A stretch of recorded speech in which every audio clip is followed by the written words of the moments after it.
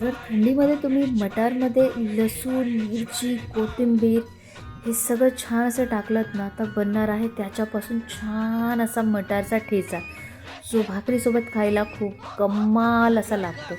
So काय करायचं आहे फ्रेंड्स, जे मटार असतात ना आपले हिरवे कोवळे, त्यांना छान तव्यावरती भाजायचे, मंद आचेवर भाजा फ्रेंड्स. आणि तेल अजिबात टाकायचं नाही. आणि मटार छान भाजल्यानंतर आपल्याला मिरच्या टाकायच्यात, ज्या आपण कट केल्या होत्या त्या टाकायच्यात, आणि लसूणसुद्धा टाकायचं आहे. हे सगळं कमी तेलामध्ये मंद आचेवरती सौते करायचं आहे. लसूण आणि मिरची ना छान सौते झाल्यानंतर त्यांना छान ठेचायचं आहे, आणि त्या दोन्ही ठेचल्यानंतर मटारांना ठेचायला घ्यायचं. खूप मेहनत लागते फ्रेंड्स, आणि या कष्टासाठी नक्की एक लाईक, शेअर आणि सबस्क्राईब आणि कमेंट तर बनतं आहे.